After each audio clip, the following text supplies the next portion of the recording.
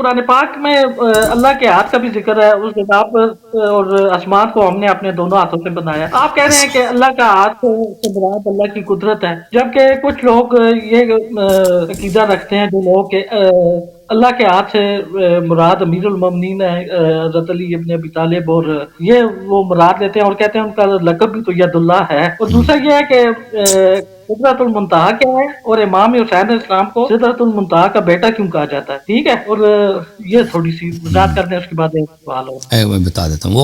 وہ حدیث ہے نا، دیکھیں یہ جب یہ زبان میں جو مجازی معنی ہے نا، وہ ہر جگہ ایک معنی میں نہیں ہوتا ہے. دیکھیں مثلا کہتے ہیں کہ بارش ہو رہی ہے، ایک دفعہ ہوتا ہے کہ واقعاً بارش ہو رہی ہے، ایک دفعہ علم کی بارش ہوتی ہے، ایک دفعہ مثلا فضائل کی بارش ہو رہی ہے نا. ہم لفظ بارش جو ہے نا وہ مختلف معنوں میں استعمال کرتے ہیں، اس طرح نہیں کہ ہر جگہ وہ ایک معنوں پہ استعمال کرتے ہیں. اب جہاں تک والسماء بنیناها بأید، آسمان کو ہم نے کس سے بنایا؟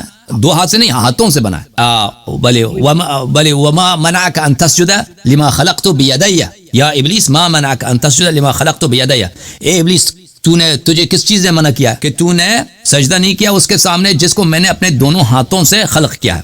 تو اس کی خدمت میں آپ کی خدمت میں عرض کروں کہ ہمارے پاس روایت ہے، کتاب میں ابھی آپ کو دکھا دیتا ہوں، کتاب شریف توحید صدوق میں اور کافی میں امام رضا علیہ الصلوۃ والسلام سے کہ لما خلقت بیدی، اے ابلیس تجھے یہ جو فضول قسم کے ملعون ذاکر ہیں اور غالی لوگ ہیں، کہتے ہیں اس سے مراد امیر المؤمنین علیہ الصلوۃ والسلام ہے. امیر المؤمنین علیہ السلام نے آدم کو بنایا. امیر المؤمنین ید اللہ ہے، ٹھیک ہے نا، اور ید اللہ وہ اللہ کے ہاتھ ہے، جیسے سیف اللہ ہے، وجہ اللہ ہے. وہ تو روایت بہت ہے، جنب اللہ، اس کا کوئی منکر نہیں. لیکن اس کا مطلب یہ نہیں کہ ہر جگہ ید اللہ اگر قرآن میں ہے اس سے تو مراد امیر المؤمنین علیہ السلام. وہ نص کو دیکھنا ہوگا. زبان میں بلاغت میں اس طرح نہیں ہے کہ ہمیشہ الفاظ ایک ہی معنوں میں استعمال ہوتے ہیں. الفاظ ہو سکتا ہے ایک ہی لفظ کو آپ غالب کی شاعری یا اقبال کی شاعری کو پڑھیں، ایک ہی لفظ کو وہ مختلف اشعار میں مختلف معنی میں استعمال کریں. وہ آپ کے ہاتھ میں ہے، وہ شاعر کے ہاتھ میں ہے، وہ بولنے والے کے ہاتھ میں ہے، کس معنی کو قصد کرتا ہے، اس کے لیے قرینے کی ضرورت ہوتی ہے. تو حدیث میں شریف میں یہ ہے کہ لما خلقت بیدی، اس ید سے مراد کیا ہے؟ اس ید سے مراد ہے قدرت اور نعمت اور علم.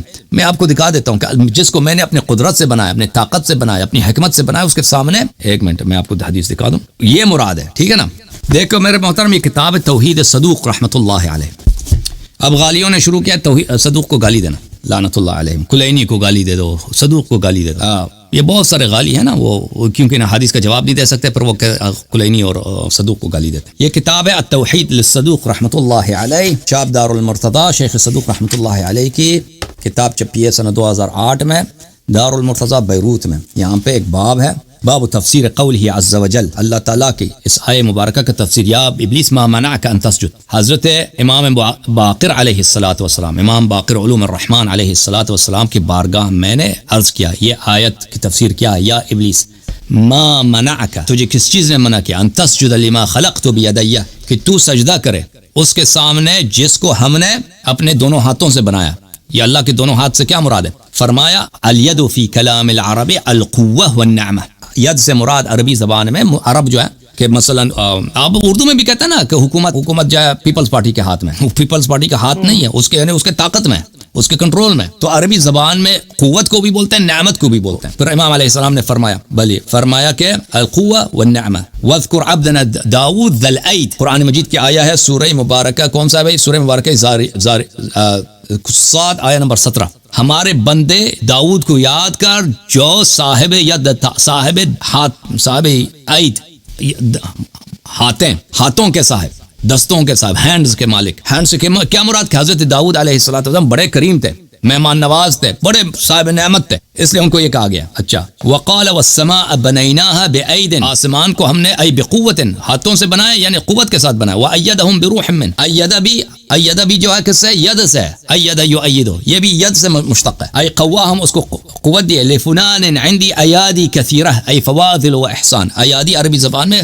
بلے احسان تفضل کو بولتے ہیں. اچھا، اگلا جو حدیث ہے، جی ہاں، حضرت سألت امام رضا علیہ السلام سے میں نے پوچھا کہ اللہ نے فرمایا منعک ان تسجد لما خلقت بیدی، یعنی بقوتی بقدرتی وقوتی. قدرت اور قوت مراد ہے، دو ہاتھ، قدرت اور قوت. اوکے، تو اس کے متعلق نص ہے، نص منصوص ہے. کس سے مراد یہ ہے؟ اس سے مراد بلکہ اہل بیت علیہ السلام نے بہت واضح طور پہ کہا ہے کہ ہم نے کسی خلق نہیں کیا، کسی کو واضح طور پہ فرمایا. کوئی حدیث نہیں کہ اہل بیت علیہ السلام نے اشیاء کو خلق کیا، بلکہ انہوں نے جو لوگ یہ عقیدہ رکھتے ہیں ان کو لعنت فرمایا اہل بیت علیہ السلام نے. کہ وہ خالق نہیں ہے. خالق کون ہے؟ خالق پروردگار عالم ہے. اوکے سمجھ میں آئی بات آپ کو؟ اچھا دوسرا یہ سورہ نجم کی آیت 13 14 15 تو کیا تم نے ان سے ان کے دیکھنے پر جھگڑتے ہو اور انہوں نے تو وہ جلوہ 2 بار دیکھا سدرۃ المنتہا کے پاس. ایکچولی سر میرے پاس اور سدرۃ المنتہا امام حسین علیہ السلام کو ابن سدرۃ المنتہا، بھلے وہ امام علیہ السلام کی حدیث ہے نا کہ میں سدرۃ المنتہا کا فرزند ہوں. تو یہ قرآن کی آیت ہے، یعنی وہ قرآن کی آیات کے فرض. عربی زبان میں فرزند اس کو بولتے ہیں جو اس چیز کا وارث ہو، ٹھیک ہے نا، جو اس چیز کا وارث ہو، جو اس کا صاحب ہو. یہ قرآن کے آیات کے وارث، ان کے علوم کے وارث، ان کے بواطن بھلے کہ کون ہے؟ اہل بیت طاہرین علیہ السلام. اس طرح نہیں ہے کہ وہ واقعا اس کے بیٹے ہیں، قرآن کی بھی کوئی نسل ہوتی ہے، قرآن کی اولاد تو نہیں ہے کوئی. لیکن ابن عربی زبان میں بہت دفعہ یہ بہت عربی اشعار وغیرہ میں بہت اس طرح اعمال ہوتا ہے کہ عرب کہتے ہیں کہ یہ اس چیز کا فرزند ہے، فرزند قرآن. مثلا اگر آپ اردو میں کہنا ہے کہ قرآن کا فرزند ہے تو اس کا مطلب ہے کہ اس نے قرآن کی بہت محنت کیا، قرآن کی بڑا عزت کرتا ہے، اس نے اپنی زندگی قرآن کی خدمت میں گزارا. اس طرح اہل بیت طاہرین علیہ السلام قرآن کے علوم اور قرآن کے معجزات اور قرآن کے برکات کے وہ وارث ہیں اور شریک قرآن ہے. تو اس لیے اچھا تو سدرۃ المنتہا بھی جو ہے وہ قرآن کی آیت ہے. اچھا پھر آپ نے کہا کہ وہ جو رؤیت ہوئی ہے نا، جو دیکھا ہے پیغمبر نے، وہ ہماری روایت میں کہ وہ جبرائیل علیہ السلام کو انہوں نے دیکھا ہے. اہل بیت علیہ السلام کی روایات میں ہے جبرائیل کو اس کے اصلی شکل میں دیکھا. اوکے جبرائیل جو پیغمبر صلی اللہ علیہ وسلم کے پاس آتے تھے وہ بہت سے دفعہ کیا آتے تھے، وہ اپنے ظاہری شکل میں نہیں آتے تھے، وہ اپنے اصلی شکل میں نہیں آتے تھے، وہ انسان کے روپ میں آتے تھے. جو ان کا اصلی جلوہ ہے وہ بہت ہی عظیم ہے، بہت خوبصورت ہے جبرائیل علیہ السلام. تو ان کو دیکھا تھا. یہ وَلَقَدْ رَآهُ نَزْلَةً أُخْرَىٰ مَا كَذَبَ الْفُؤَادُ مَا رَأَىٰ، بل یہ جو ہے وہ جبرائیل علیہ السلام کو دیکھا انہوں نے.